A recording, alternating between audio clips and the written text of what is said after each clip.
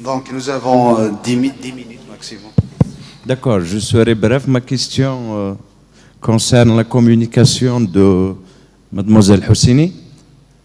Donc, à un moment donné, j'ai aperçu, vous dites, il parle le kabyle comme langue maternelle et l'arabe comme deuxième langue maternelle. J'espère que ce n'est pas l'arabe classique dont il s'agit.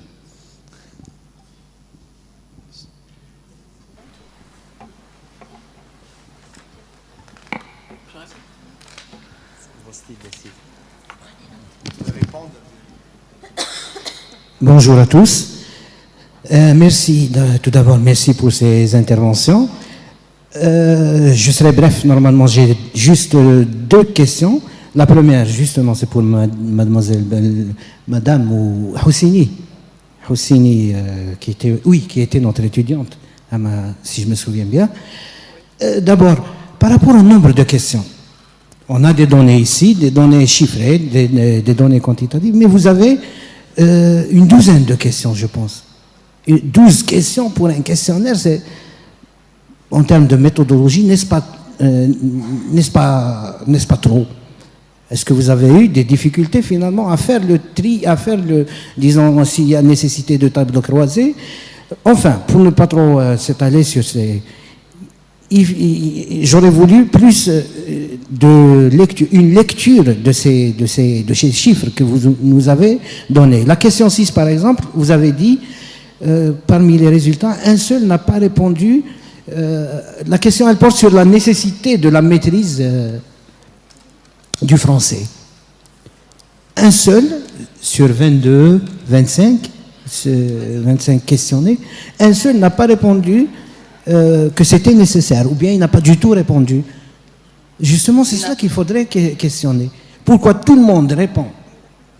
Bon, c'est nécessaire, c'est utile, c'est ceci, c'est cela. On l'a entendu ce matin, on l'entend même aujourd'hui. C'est nécessaire d'apprendre le français et d'utiliser d'autres langues et ainsi de suite. Mais l'idée et l'utilité aussi, est-ce que ce n'est pas d'interroger celui-là qui dit, ou bien qui ne répond pas, que c'est nécessaire? Pourquoi ça ne serait pas pour lui nécessaire Quelles sont ses caractéristiques? Se questionner, ce monsieur, ce personnage, cette personne. Deuxième question, j'espère m'être bien j'espère avoir su poser ma question. Ma deuxième question, c'est pour monsieur Ben Nassar. Il va donc, disons, il va transmettre peut-être... par rapport aux spécificités culturelles. Justement, ici aussi, le questionnaire, il est composé de 13 questions, je pense. 13 Enfin, chacun est libre mais en termes de méthodologie, je pense aussi que c'est trop de questions. 90% des questionnés ont répondu que les spécificités culturelles sont importantes aussi à connaître, en plus du français. Donc, il faut connaître les résultats de cette question numéro, je ne me souviens plus, 11, la dernière, je pense. Oui, c'est la 13. Les spécificités culturelles doivent être maîtrisées autant que le français, c'est ce que je comprends. 90% sont favorables, disent oui, qu'il faudrait... Est-ce que, justement, on a posé le pourquoi de ce fort pourcentage? Pourquoi les gens croient, donc dans leur représentation, qu'il est nécessaire et de ne pas seulement apprendre une langue, mais apprendre tout ce qui va avec l'univers culturel dans lequel... donc, pour connaître mieux la langue française, il faudrait aussi connaître les spécificités de la culture française. C'est ce qui ressort de cette question. Pourquoi les gens croient que les spécificités culturelles doivent être comprises, doivent être apprises autant que la langue auquel ces spécificités réfèrent? Je tourne trop autour du pot, j'espère avoir bien posé mes questions. Et je vous remercie. Merci, M. Haddad. Donc, si vous permettez une minute pour que Houssini réponde. Ou bien la question lui est adressée. Toujours à Mademoiselle Houssini? Okay.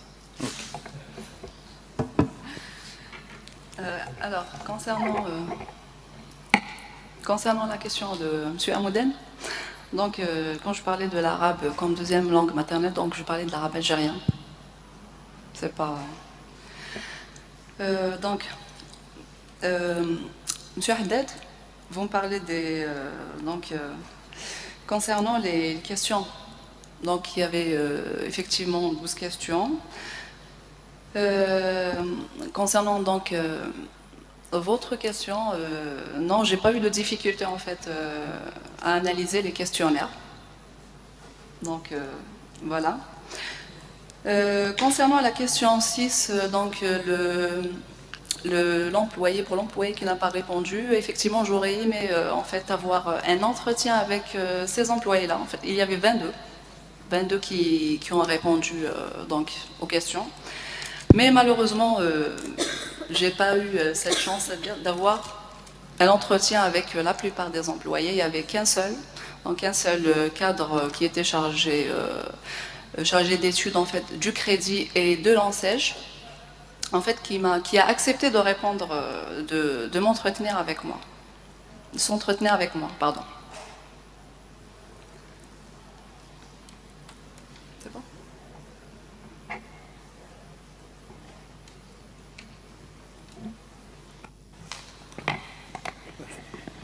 Donc, justement, par rapport à la communication de M. Kalbou, je suis désolé, je ne peux pas vous répondre parce qu'il y a beaucoup de... Peut-être il a beaucoup de motivation et peut-être c'est la moitié de l'ensemble de son questionnaire. Donc, voilà, donc... C'est juste pour transmettre. Il m'a été... je suis chargé, c'est-à-dire de communiquer fidèlement le contenu. Voilà. Et merci. Monsieur Khnish. Merci à Nabil. Donc j'aurais une question par rapport à ce qui s'est dit par rapport à les deux dernières interventions qui parlent d'anglais maritime. D'anglais maritime. Voilà, j'aurais aimé voir ce que c'est que cet anglais maritime avec la notion de langue de spécialité en général. Hein. Et aussi, je reste un peu sur ma faim par rapport à ces deux interventions concernant le port. J'aurais aimé avoir une idée de ce qui se dit ou ce qui s'écrit au port, voilà, du corpus, quoi, du langage, du linguistique, pour qu'on voit à peu près ce que c'est que cet anglais maritime et pouvoir l'opposer à l'anglais de la terre, voilà. Sinon, je voudrais savoir ce que c'est que l'anglais maritime. Quelles seraient ses caractéristiques de cette langue de spécialité qu'il faudrait enseigner. On a eu c'est dommage qu'on l'a eu dans les conclusions comme des pistes de recherche. On aurait aimé avoir quelques précisions par rapport à ça, comment il faudrait, comment aborder cet enseignement de l'anglais du port ou de la mer ou du commerce. Je donnerais mon avis par rapport à ça. Je penserais qu'il faudrait plus réfléchir à comment enseigner les genres du commerce maritime, par exemple. Parce que le commerce maritime, je pense que c'est une situation qui génère des types d'écrits et des types de oraux particuliers. Et je pense qu'il faudrait mieux réfléchir sur ces genres-là que de parler d'un anglais ou d'un français, du tourisme, des médias, de la mer, et ainsi de suite. Merci pour tout. Merci, M. Khnish. Donc, y a-t-il d'autres questions? Une dernière, s'il vous plaît.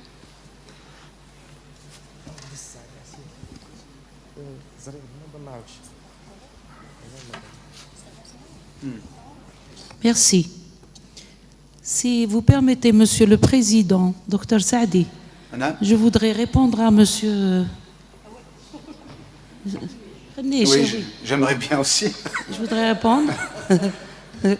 Parce que là, il y a des assiettes, il y a des corbeilles, il y a des bassines qui rentrent et qui sortent. Donc, l'anglais maritime, tout comme vous faites le FOSS, hein, c'est le français sur objectif spécifique. Ce n'est pas un anglais spécial, c'est un anglais spécifique. D'accord? Parce que vous avez dit, on aurait bien aimé qu'on parle de l'anglais de commerce. Eh bien, figurez-vous, monsieur Khanish, que l'anglais de commerce existe aussi. OK? Donc l'anglais, chaque spécialité, chaque spécificité a son langage. On n'appelle pas ça une langue de. C'est un registre de. D'accord? D'accord? C'est encore plus compliqué que ça. Nous, on a trouvé la facilité de dire que c'est un anglais maritime, l'anglais de tourisme, l'anglais de commerce, etc. Mais c'est faux. C'est juste pour nous faciliter la communication et qu'on veuille envoyer le message. Mais c'est un registre spécial. OK? Donc, c'est quoi cet anglais maritime? Il n'a rien de différent de l'anglais général. On enseigne toutes les compétences, l'oral, l'écrit, l'écoute, etc., toutes les compréhensions, toutes les compétences. Il y a quelques restrictions concernant la grammaire. D'accord? On n'utilise pas toute la grammaire. En anglais, on préfère la voix passive à la voix active. Vous me faites ça de la tête, je défends l'anglais. Vous pouvez dire ce que vous voulez. D'accord? Donc, chez nous, quand on parle d'un anglais spécifique, on facilite la communication. Voilà. Merci. Merci, Madame Maouch. Finalement, c'est un anglais terrestre dans un contexte maritime. Ok. Merci. Une dernière question, s'il vous plaît.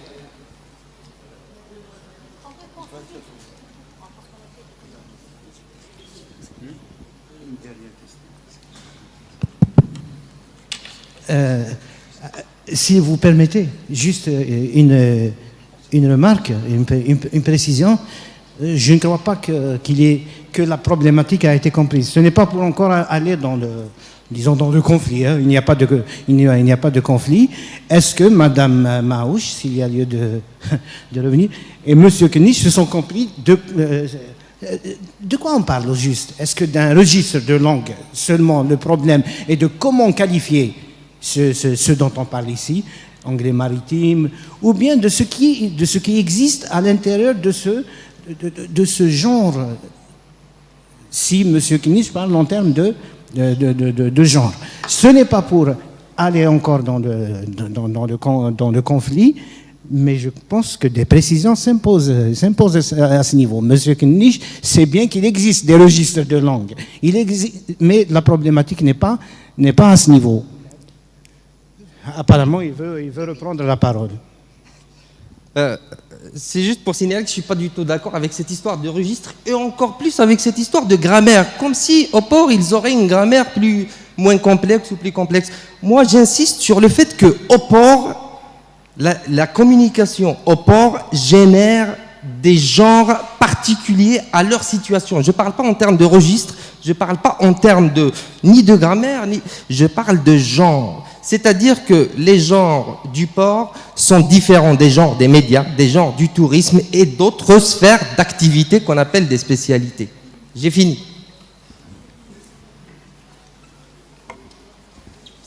Donc, il nous reste encore 5 communications. Donc,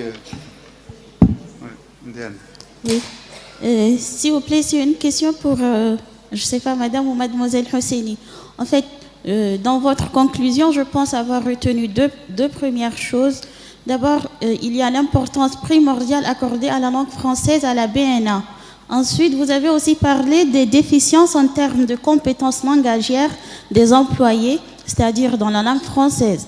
Là, est-ce que vous ne pensez pas qu'il y a un problème qui se pose à ces niveaux? Parce que si vraiment, pour la BNA, il y a une importance primordiale qui est accordée à la langue française, que les employés de la BNA ne maîtrisent pas, bon, ou bien ont des déficiences en termes de compétences langagières. Est-ce que peut-être, par exemple, pendant les recrutements, la BNA n'exige pas la maîtrise de la langue française? Vous avez compris ma question, s'il vous plaît? Est-ce que vous pouvez résumer? Ok, en résumé, c'est-à-dire, comment se fait-il que pour la BNA, il y a une importance primordiale accordée à la langue française et que les employés ont des déficits en termes de compétences langagières dans cette langue-là? C'est-à-dire, puisque en fait, la maîtrise de la langue française, normalement, elle est exigée pour le recrutement, c'est ça? Oui, mais si la maîtrise de la langue française est exigée pendant le recrutement, c'est-à-dire que ces employés ne devraient pas avoir des déficits. C'est-à-dire, comment se fait-il Justement, comment se fait-il que la langue est primordiale et que les employés ont des déficiences en termes de compétences langagières? C'est ce que je n'ai pas compris en fait. Oui, c'est-à-dire, en fait, ici, j'ai mis l'accent beaucoup plus sur la compétence de l'écrit. J'ai mis, c'est-à-dire, l'accent sur la compétence de l'écrit parce que, donc, d'après ces employés-là, ils sont, c'est-à-dire, ils sont amenés à rédiger des PV, des rapports, etc., etc. Donc, pour le recrutement, je pense pas, c'est-à-dire qu'on leur demande, par exemple, ben, tiens, est-ce que vous pouvez me rédiger un rapport ou je sais pas quoi. Je sais pas ce que j'ai répondu.